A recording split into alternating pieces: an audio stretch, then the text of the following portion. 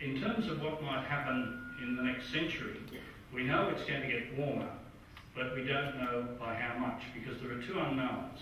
One is that we don't know how much more carbon dioxide and other greenhouse gases we will put into the air this century, and the other is that the atmosphere's capacity to trap heat is now so far outside the previous human experience that there is scientific uncertainty about how rapidly this will translate into increased temperature and changes in other variables. For example, if you take that green line, which is an optimistic future in which we rapidly phase out fossil fuels, the carbon dioxide that we're now releasing continues to change the climate for a long time, because on average it stays in the atmosphere about 80 years.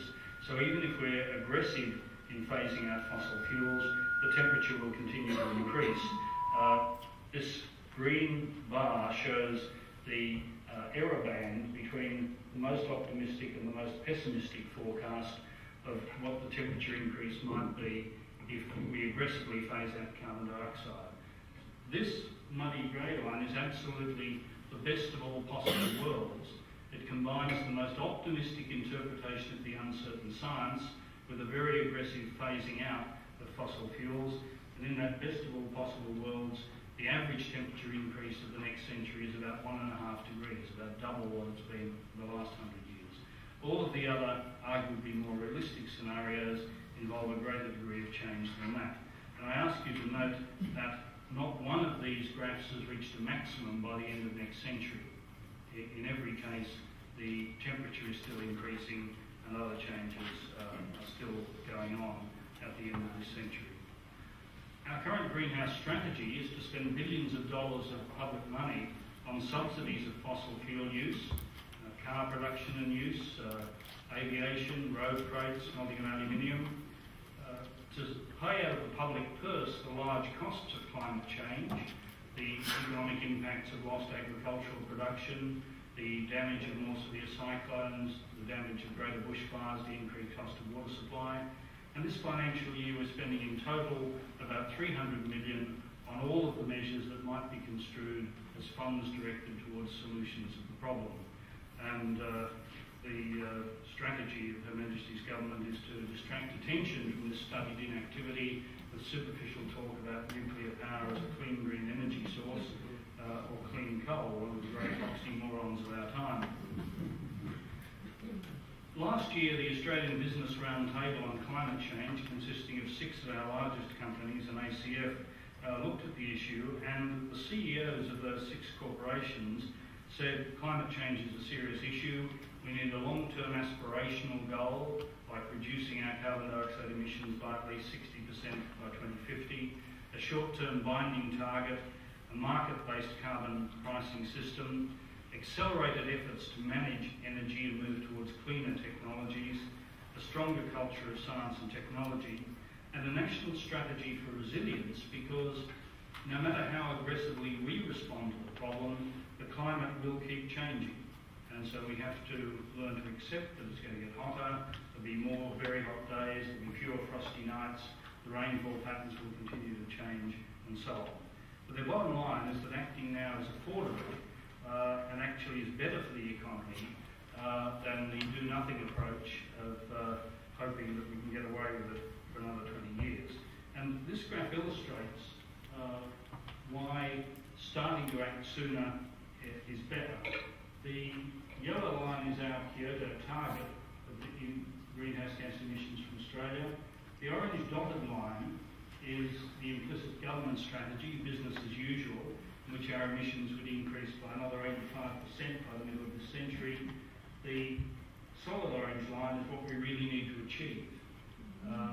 If we're going to do our share of the global reduction of carbon dioxide, we really need to reduce our emissions in Australia to about 10% of the present level over about the next 50 years.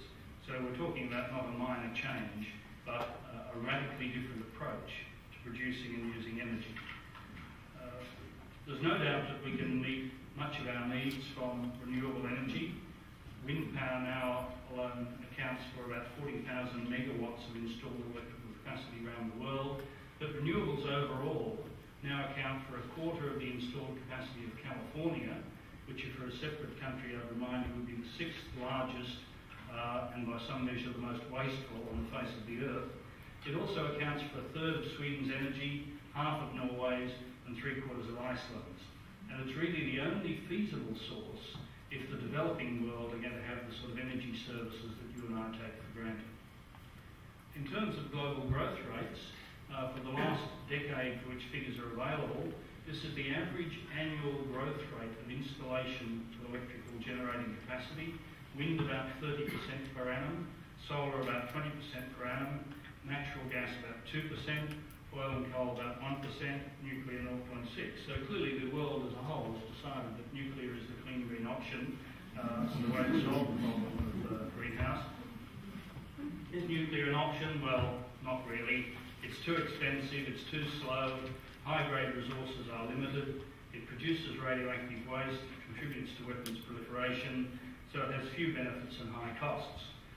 Some of my scientific colleagues still pin their hope in nuclear fusion, the possibility of replicating the reactions that happen in the sun and are the source of its formidable amounts of energy, and billions have been spent on laboratory experiments to try and replicate the conditions for nuclear fusion. I remember one of my lecturers when I was an honours student saying controlled fusion power is 40 years away and probably always will be. Because despite the enormous quantities of energy, the technical problems of controlling a fusion reaction have proved quite formidable. We recently had a report developed by Dr. Zukowski, and he's been rewarded for doing the right thing by being made chair of ANSTO, a nice little learner. The terms of reference and membership make it obvious that the government intended it to come out with a report saying that nuclear was the best thing since sliced bread and we should embrace it as part of our answer to global warming. But you can only bend the facts so far, and if you read what the report actually said, it said that nuclear would cost between 20 and 50% more than other generating technologies, that 15 years would be a realistic timescale to have one power station operating, and that even if we went hell for leather for nuclear and built 25 nuclear reactors around the Australian coast, because you've got to get cooling water for somewhere and there's not much water in the inland, even 25 reactors would only produce the growth in our greenhouse gas emissions by 18%. So it's certainly not the answer to the problem. The report also said that waste remains an issue, which is code for saying despite 50 years of the nuclear power experiment, we still don't have a solution to locking radioactive waste up for geological time and ensuring that it doesn't contaminate the biosphere. They also made the unsupported assertion that Australian involvement in the nuclear fuel cycle wouldn't change the risks. So what they essentially said is that it's all right to export more uranium, fellas, because there's so much out there that anyone who wants to make a bomb can get their hands on it anyway, so us exporting a bit more won't change the risks. That's a bit like saying that it's all right to sell heroin because there's so much on the streets that you'd only make a small difference. I invite you to reflect how the Adelaide Magistrates Court might see that as a defence if you were indulging in that exercise. By contrast, a government report 15 years ago said that we could get 30% of our electricity from renewables at no more than 10% extra cost. And I remind people that the government gave you the 10% extra cost, they call it the GST, without giving you the 30% of power from renewables. It also said that we could, if we wanted to, get 100% of our electricity by 2030 from a mix of renewables, which, given the technology that existed 15 years ago, and ignoring all of the advances since then, might have added up to 50% extra cost above conventional technology. Remember that figure, 50%? Yes, you're right. That's the realistic estimate of how much extra nuclear power would cost.